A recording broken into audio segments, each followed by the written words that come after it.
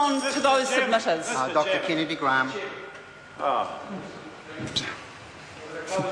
Thank you, Mr. Chairman. I just want to pick up essentially where I left off a short while back in introducing my SOP number 147 and just address it in a little bit more detail and then put a question to the Minister if he'd be good enough to answer in the fullness of time.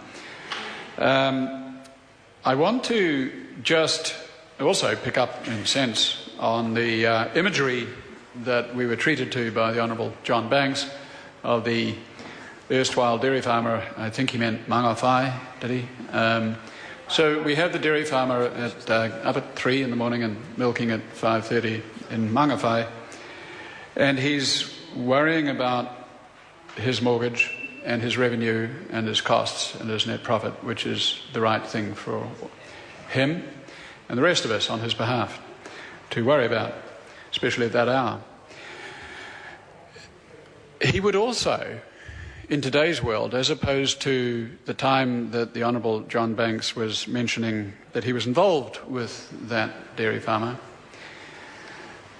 the 2012 version of the dairy farmer would also take into account, he would have heard, probably on Twitter rather than his radio cassette, that the global emissions of greenhouse gases have to be reduced from 48 billion tonnes to 44 billion tonnes, that's gigatons, from 48 to 44 between 2010 and 2020. He will say to his wife as he comes in for breakfast, that's a massive global reduction needed for our grandkids to avoid dangerous and potentially catastrophic climate change. That's a massive global reduction. New Zealand, he will say, no, his wife will say, yes, I agree, and New Zealand will have to play its part. It will have to do its fair share, which is the phrase that's come out of the Framework Convention and is essentially the yardstick that the government and the opposition are using to judge the adequacy of what we're doing.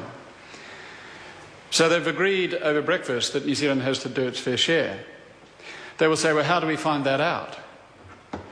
And the dairy farmer will say, well, with great respect to the Minister, it isn't by unilaterally plucking out of the air a 5-set conditional unilateral target of 10 to 20% of 1990, because that will be manifestly inadequate, his wife will have said, because she's been reading on the internet as opposed to listening to Parliament, and she will be better informed. So she will say, that's not enough. You must ring the Minister. He's a decent, honourable, open-minded gentleman. He will respond to you. And so he will say, well, what's the figure I should mention? And his wife, who is not more knowledgeable because he's milking the cows and she's following the internet, and she's plugged in to the IPCC, box 13.7, Working Group 3, 2007. And it says countries like New Zealand have to do 25 to 40% in that year. Net. Including land use change and forestry. So the farmer at Mangawhai will approach the Minister and he will say, I'm informed reliably that New Zealand's net emissions, including LULUCF, were 55 million tonnes in 2010.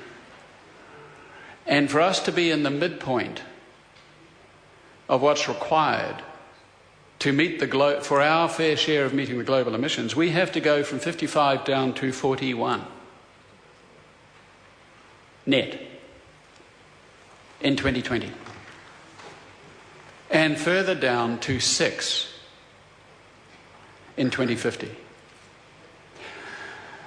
And the dairy farmer and his wife will have agreed on that and are approaching the Minister. They're asking the Minister to explain, please, to this House how with the ETS as it is currently constructed and under the amendments coming through, what is the... Mr Chair. Dr Kennedy Graham. I'll finish on this and I'll give 5 minutes to Mr McLean.